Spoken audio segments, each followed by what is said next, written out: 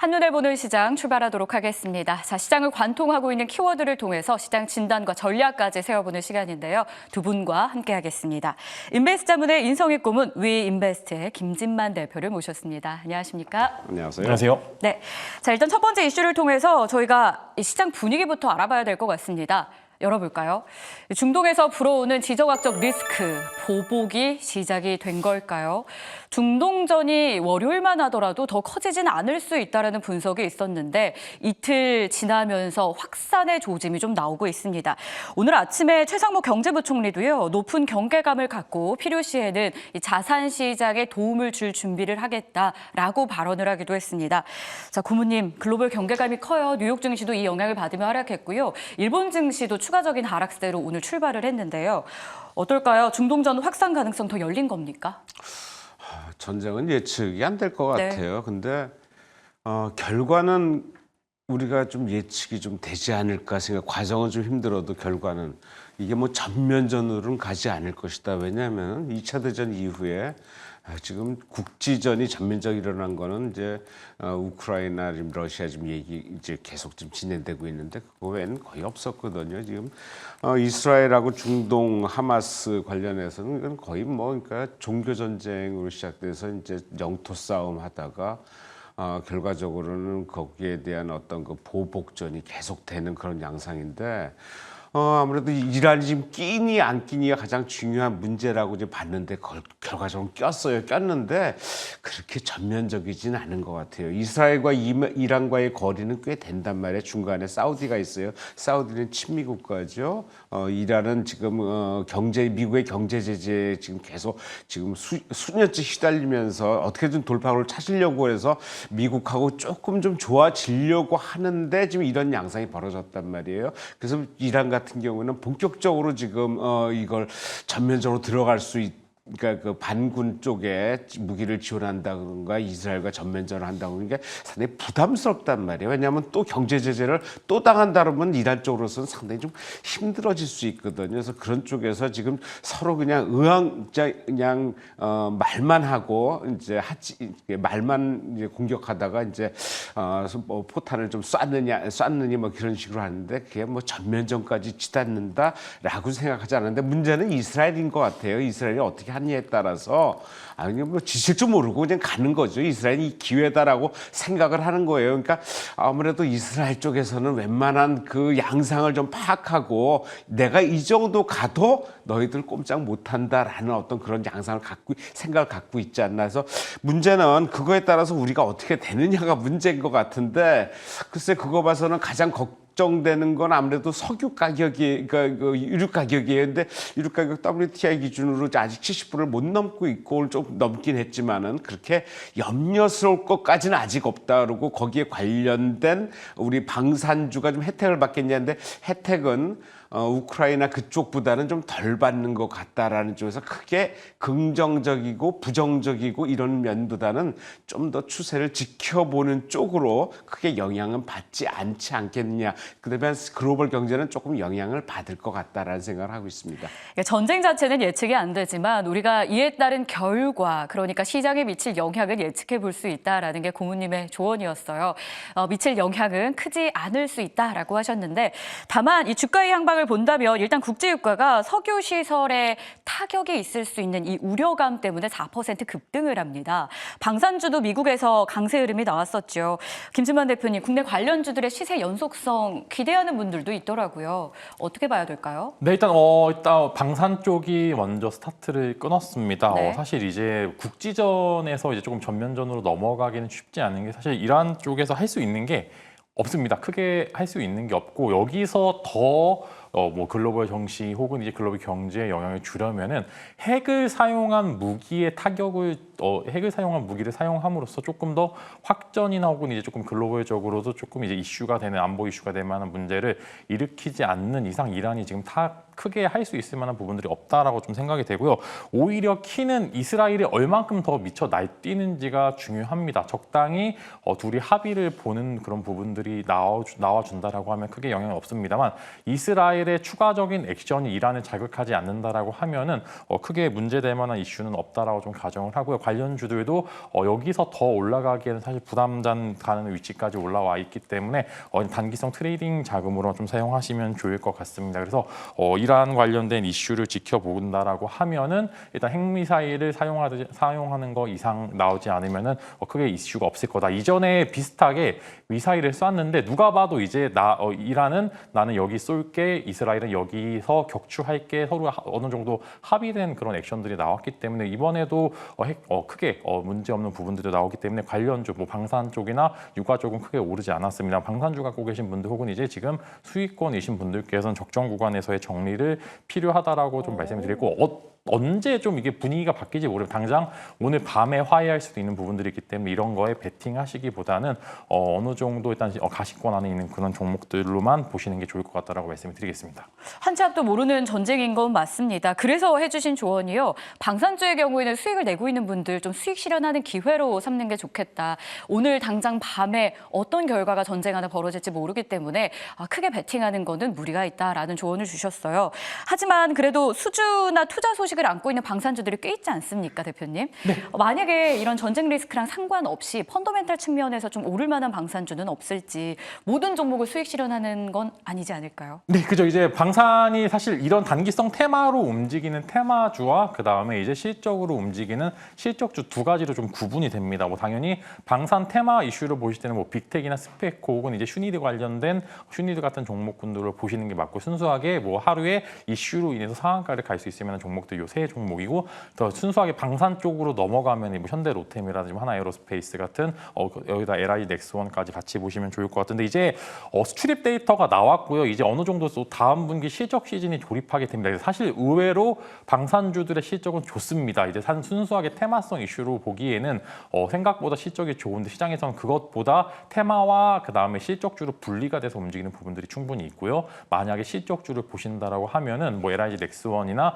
뭐 현대라템 같은 두 가지 종목 같은 경우에는 뭐 글로벌 쪽으로도 어느 정도 좀 이제 바이콜도 당하고 외치고 있고요. 그다음에 외국계 자본도 꽤나 많이 들어오는 부분들이 있기 때문에 이제 실적 시즌으로 넘어가게 돼서 그런 방산주를 보시게 된다라고 하면은 이제 현대로템과 LIG 넥스원 정도로 보시면 좋을 것 같고 하나에어로스페이스는 분할 이후에 나오는 조금 다른 움직임을 보여줄 수가 있기 때문에 사실 조금 배제하고 보셔도 좋을 것 같다고 말씀을 드리겠습니다. 현대로템과 LIG 넥스원 정도는 펀더멘탈 측면에서 눈여겨볼 만한 방산주다라고 조언을 주셨습니다. 하지만 이 전쟁 리스크와 함께 투자하는 건 저희 좀 주의해 봐야 될 것 같고요.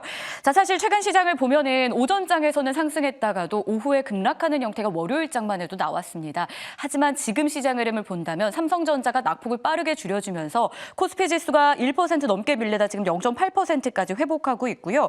코스닥은 2차 전지의 강세, 여기에 또 알테오젠도 양전에 성공을 하면서 0.3% 마이너스까지 회복을 하고 있습니다.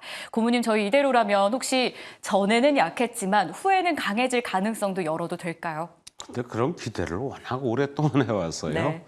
뭐 지금 오전에 좀 하이닉스 삼성전자 기준으로 뭐 어떤 그 리포트 맥쿼리 리포트 나오면서 급락을 했잖아요. 그러니까 급락한 게 너무 심했다. 그러니까 장중에 좀 수습해가는 걸 과정인데 이게 뭐 내일 이렇다고 내일 강해질 거냐 그런 기대를 좀 못한단 말이에요. 그러니까 전체 시장 자체가 상당히 지금 투심이 억눌려 있는 상태예요. 그러다 보니까 뭐 최근에 뭐 중국 이게 일본 시장이 뜨니까 또 일본으로 또 개미들이 또 가느니 이제 또 중국 시장 뜨니까 중국으로 또 얘기 또 나올 거예요. 그러니까 이 자금 자체가 미국 해외로 계속 이제 국내 주식시장에서 빠져나가면서 상당히 투심이 안 좋고 그리고 국내에서 지금 계속 해봐도 별로 이렇게 먹을 게 없단 말이에요. 그러니까 그런 쪽에서 심리가 계속적으로 악화되는 게 아닌가. 그렇다 보니까 장중에 좀 많이 빠진 거는 단기 매매용으로 좀 들어왔다 빠져나가는 정도로 봐야지 이게 뭐 내일을 기대하고 들어오는 건 아닌 것 같다 이런 생각을 하게 됩니다. 알겠습니다. 참 시장을 기대하고 저희가 계획을 한다는 게 어려운 일이지만 오늘 일단 지정학적 리스크로 투심이 많이 위축되며 개장을 했는데 1시간 사이에 회복하고 있는 상황. 이에 따라서 저희가 단기 투자 대응하는 거 좀 주의하자. 시장에 미치는 영향은 제한적일 것이다. 이렇게 조언을 들어봤습니다. 자, 좀 더 깊이 있게 섹터의 흐름도 알아봐야 될 것 같은데요. 두 번째 주제로 준비를 했습니다. 반도체 이야기 하겠죠. 삼성전자, 멜커리 측에서 목표 주가를 반토막을 냈습니다. 사실 모건 스탠리가 SK 하이닉스에 대해서 매도 의견과 함께 반토막을 냈을 때 저희 투심이 많이 흔들렸었는데요.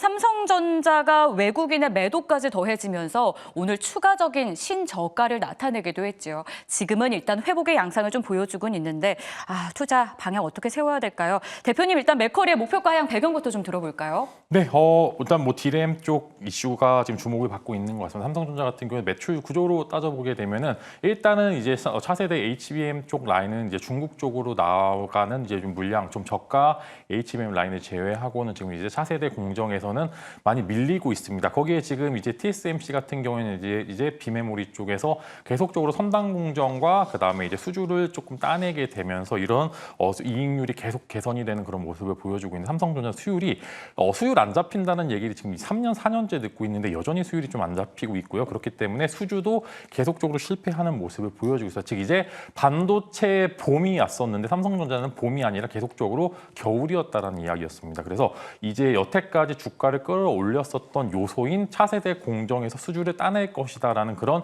기대감이 이제 실망감으로 바뀌게 되면서 이제 외국계 리포트들도 조금 더 안 좋게 나오고 있는 것 같습니다. 그래서 실제로 이제 수출입 데이터 이제 어제자료에서 좀 보시죠. 10월 이제 9월 수출입 데이터 보시게 되면은 디램이나 낸드 가격이 조금 꺾이고 있습니다. 그런 부분들이 이제 예전에는 가격도 오르고 그다음에 수출량도 늘어나게 되면서 이런 같은 곡선 상승 곡선이 같이 이어져 있었었는데 지금 이제 한쪽이 꺾이게 됐다라고 하는 점은 뭔가 하나 꺾였을 때 조금 더 아프게 꺾일 수 있을 만한 가능성이 있다라는 점입니다. 그래서 삼성전자의 리포트 사실 이제 외국계도 어느 정도 좀 책임을 가지고서 좀 디테일하게 이제 좀 목표가를 설정을 했으면 좋았을 것 같아요. 이렇게 반토막 내는 리포트가 몇 개월 단위에 계속적으로 나오게 된다는 건 조금 이제 의심할 만한 요소들도 충분히 있습니다. 지금 삼성전자 자체로는 무언가 보여주지 않는다라고 하면 이런 이격도 상태에서 이제 주가를 끌어올릴 수 있을 만한 요소가 전혀 없다라고 좀 보시면 좋을 것 같습니다. 근데 반대로 SK 하이닉스를 보시게 되면 좀 다른 이제 주가 흐름을 보여주고 있는데 삼성전자보다 훨씬 더 강하고요. 그다음에 이제 엔비디아와 추종하는 이제 주가가 어느 정도 따라가는 그런 그림들을 좀 보여주고 있습니다. 그래서 그래도 다행히 하이닉스가 버텨주고 있다라는 점은 HBM 라인이나 혹은 이제 데이터 센터 등 여러 가지 좀 필수적인 AI의 필수적인 요소들은 여전히 공급자가 우위인 시장이다라고 좀 보시면 좋을 것 같습니다. 그래서 오늘 SK 하이닉스가 이제 상승 갭을 이제 조금 메꿨기 때문에 아무래도 상승 여력은 조금 더 남아 있다라고 보시면 좋을 것 같은데 내가 그냥 편하게 조금 보고 계신 분들은 분명히 삼성전자도 반등의 요소는 있습니다. 시간이 필요할 뿐이지 지금 당장의 주가가 여기서 더 빠질 것으로 생각하기에 하락룸보다는 그런 상승룸이 조금 더 남아 있지만 내가 반도체의 붐에 탑승을 하고 싶으신 분들은 SK 하이닉스나 그다음에 차세대 공정이나 기술을 갖고 있는 종목들 있죠. HBM 혹은 유리 기판이나 그다음에 이제 액침 냉각 같은 이제 조금 더 독특하고 시장에서 멀티플을 줄 만한 요소가 있는 이제 그런 종목들 위주로 좀 공략을 해 보시는 게 좋을 것 같고 일단 반도체의 가장 핫한 시간은 지났습니다. 이제 지났는데 이 지났고 이제 반등이 잠깐이라도 나왔었을 때 올라갈 수 있을 만한 종목군들 내에서만 지켜보시는 게 좋을 것 같고요. 이제 레거시 종목이라고 그러죠. 예전에 정통적인 이제 장비주들이나 기타 여러 가지 디램이나 낸드 쪽은 조금 더 시간이나 다른 어떤 특별한 요소가 나오지 않는다라고 하면은 소부장 쪽은 반등이 좀 힘들 수도 있다라는 점 여러분들이 생각을 충분히 해보시는 게 좋을 것 같습니다. 반도체 이 붐 자체는 살짝 지나갔다라는 조언을 주셨고요. 그에 따라서 두 대장에 대한 전략을 어떻게 가져가야 되는지 각각 조언을 해주셨습니다. 참고해 볼 텐데요. 한 가지 좀 헷갈리는 게 저희가 쉬는 사이에 수출 지표가 나왔는데 정말 잘 나왔잖아요. 그래서 연말이 되면은 일본을 제치고 전체 수출로 5위까지도 우리나라 자체가 올라갈 수 있다라는 분석이 나옵니다. 이를 견인했던 게 반도체, 자동차 등을 꼽을 수 있을 것 같은데요. 고모님께 도움을 좀 받아볼게요. 3개월 만에 반도체 사상 최대 수출이라고 하는데 이 해석과 현재 반도체의 주가, 이 괴리를 어떻게 생각해야 될까요? 진짜 아이러니한 것 같아요. 반도체 올해도 좋고 내년까지 좋다고 분명히 얘기를 했어요. 근데 네. 주가는 지금 거꾸로 내려가고 미국에서 모건 스탠리가 반도체 관련해 갖고 아주 하향 리포트를 냈고 또 어제가 맥킨리에서 지금 삼성전자 목표가를 기존에 12만 5천 원이었어요. 6만 4천 원 반토막으로 지금 목표가를 낮췄어요. 지금 삼성전자 가격은 그 6만 사 목표가보다는 낮긴 하지만은 심리적으로 받는 압박이 상당히 클 것 같다라는 생각이고, 그리고 우리가 계속적으로 말하는 게 삼성전자가 많이 빠져도 그래도 그 대체적으로 SK 하이닉스가 있지 않냐 얘기를 하지만은 아무래도 좀 영역은 달라요. 지금 빠지는 거는 D램, 낸드, 메모리 쪽이란 말이에요. 그러니까 HBM 쪽은 아니란 말이에요. HBM은 내년 것까지 거의 이미 좀 주문이 좀 선주문이 완료가 돼 있는 상태이기 때문에 하이닉스에 대해서는 상당히 호의적으로 보고 있어요. 하지만은 삼성전자는 지금 그때 그 테스트도 지금 엔비디아 테스트도 지금 거치는 과정이고 아직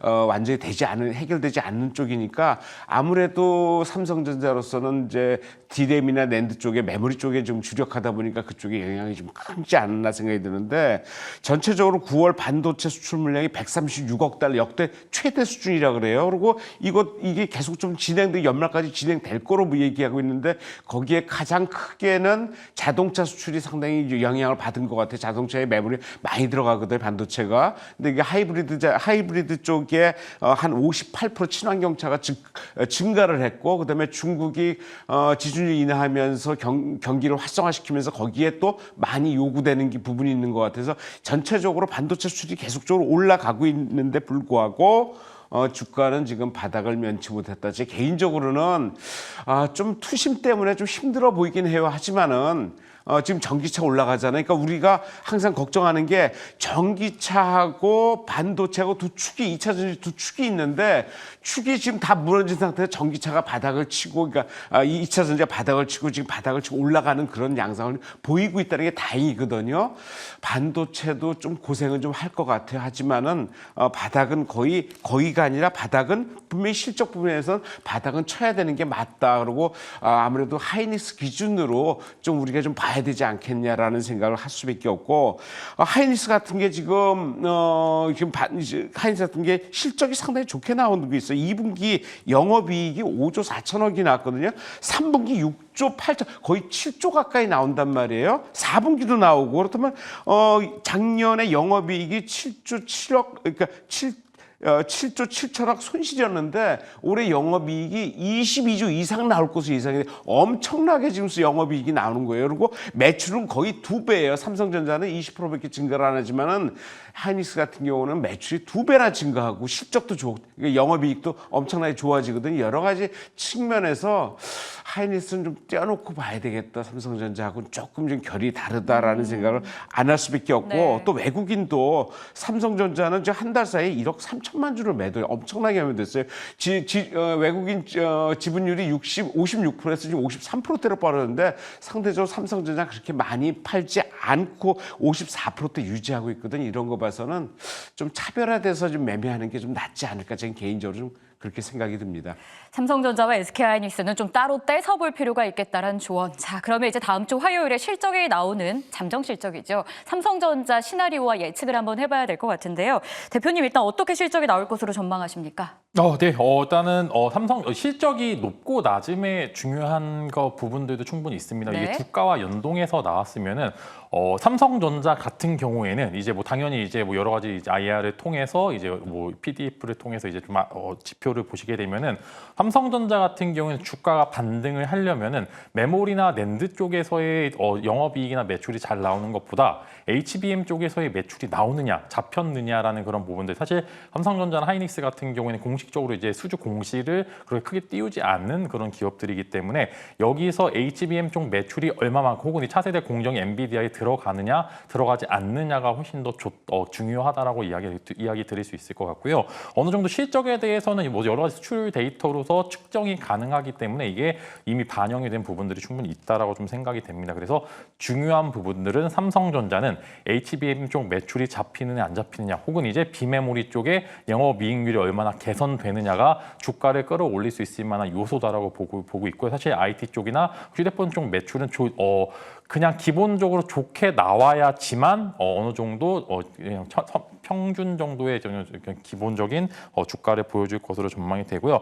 하이닉스 같은 경우에는 당연히 중요하지만 HBM 쪽 매출이 얼만큼 견고하고 가이던스가 중요하다고 좀 생각이 됩니다. 삼성전자는 현재 실적이 차세대 공정 실적이 중요하고 하이닉스 같은 경우에는 가이던스가 좀 중요한데 HBM 같은 경우는 당연히 이제 또 주문 후 이제 제작이기 때문에 이게 25년도, 26년도까지의 매출이나 영업이익이 굳게 유지가 되는지 여부가 좀 중요하기 때문에 지금 이제 피크아웃 이야기가 계속적으로 나오는데 그것을 반증할 수 있을 만한 요소들이 나온지 중요합니다. 그래서 뭐 순수하게 매출이 잘 나오고가 중요한 게 아니라 그 세부 뜯어보게 되면은 각자 주가를 끌어올릴 수 있을 만한 즉 멀티플을 줄 수 있을 만한 요소들이 얼마만큼 더 좋고 얼마만큼 더 좋을지가 조금 더 중요하다 이렇게 말씀을 드리겠습니다.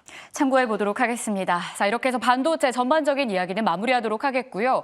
오늘 또 섹터 안에서 뜨거운 내용이 있습니다. 저희가 지난 월요일에도 잠깐 다뤘던 것 같은데요. 세 번째 주제 바로 열어볼까요?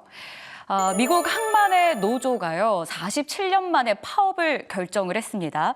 JP모건은 이번 파업으로 미국 경제가 하루 최대 45억 달러, 우리나라 돈으로 6조 원 가량의 타격을 입을 것으로 추정하고 있는데요. 자, 이번 파업이 장기화될지 아니면 여기서 빠르게 마무리가 될지 미국의 정치와도 연관이 또 있다라는 분석이 나오기 때문에 이에 따른 투자 전략을 세워봐야 될 것 같습니다.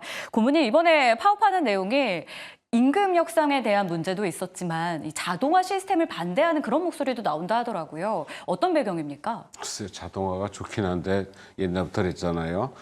내 일자리를 뺏어간다라는 어떤 불안감 네. 때문에 아마 파업을 하는데 진짜 이게 11월 이제 미국 대선이 곧 다가와요. 그러니까 그거랑 연관 안 지을 수가 없어요. 왜냐하면 잠잠했던 항만 노조가 47년 만에 파업을 했단 말이에요. 그래서 그런 걸 여러 가지 보면 정치적으로 이슈화시키는 문제가 있지 않을까라는 생각이고, 그리고 그거를 양쪽 민주당, 공화당에서 어느 쪽 그쪽에다가 좀 뭔가 이렇게 좀 긍정적인 신호를 보내주느냐 뭐 이런 쪽에서 아마 그 표 향방도 좀 무시할 수 없을 것 같다라는 생각인데, 아무래도 지금 미국의 그 항만 노조 같은 경우는 지금 뭐 경제는 상당히 좋아지는데 비교해서 상대적으로 박탈감을 느꼈다. 그리고 항만 쪽에 로봇이 이제 들어오면서 그쪽에 이제 일자리를 뺏을 수밖에 없다. 이거 그러니까 약간 좀 먼 미래 같은데도 불구하고 상당히 강하게 좀 나오고 있다라는 생각인데, 최근에 그거와 연관돼서 컨테이너 운임 지수가 좀 상당히 많이 올랐어요. 컨테이너 운임 지수가 지금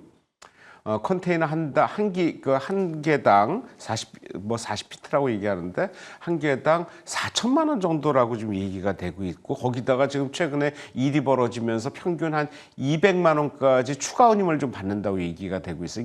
이게 얼마 전까지만 그러니까 코로나 직전까지만 해도 이게 6천 달러 수준에 머물러 있는데 이게 3만 달러까지 올라가 있단 말이에요. 그 운임이. 그래서 그거에 상당히 수익을 좀 많이 낼 수 있는 해운사나 관련 그 이제 사들이 낼 수 있는데, 상대적으로 거기에 비해서 아마 그 항만 관계 일하시는 분들은 좀 박탈감을 느꼈지 않았나 뭐 그런 것도 영향을 받을 수 있고, 문제는 그거에 대해서 운임 지수가 올라가면서 괜히 우리는 수출을 적절히 해야 되는데 거기에 좀 손실을 많이 볼 수밖에 없지 않나라는 쪽에서 좀 걱정을 하는데, 아무래도 그 미국 동부 지역이니까 아무래도 자동차 관련해 가지고 많이 그쪽에 좀 하역이 되는 모양이어서 그런 쪽에서 약간 좀 우리가 그런 쪽 관련해 갖고 좀 주가가 좀 영향을 받지 않겠나 그런 생각을 하고 있습니다.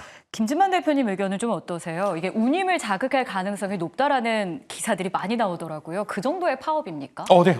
꽤나 큰 파업이고요. 지금 보시면 이제 동부연안 같은 경우 지금 이제 이번에 파업하는 이제 연안 두 개가 동부연안과 이제 걸프 쪽인데, 네. 지금 보시면은 동부연안은 전체 미국 수출 데이터 중에 41%, 걸프 쪽은 31%, 총 거의 70% 정도의 물동량을 좀 소화를 하고 있습니다. 그만큼 타격이 클 수 있을 만한 그런 부분들, 요 수치 또한 굉장히 크다라고 말씀드리려고 하는데, 이게 일단은 일주일 정도의 시간을 벌 수 있을 만한 이제 준비는 해 두었다라고 합니다. 이미 어느 선제적으로 조치를 취했기 때문에 예전에 이제 코로나 때 이제 나왔었던 여러 가지 이런 이제 좀 물동량 관련된 이슈 때문에 일단은 배움이 있어서 일주일 7일 정도의 그런 부분들은 먼저 땡겨 와서 괜찮을 것 같은데, 이게 다음 주죠. 이제 이게 끝나게 되면은 그때부터 이제 본격적으로 시작이 될 것 같아서, 그래서 그래서 7일에 데드라인을 설정을 하고 그 안에 합의가 되느냐, 합의가 되지 않느냐 이제 그게 굉장히 중요한데 실제로 보시게 되면은 이제 육고기나 좀 인플레이션 쪽을 좀 자극할 수 있을 만한 요소들이 충분합니다. 지금 보시게 되면은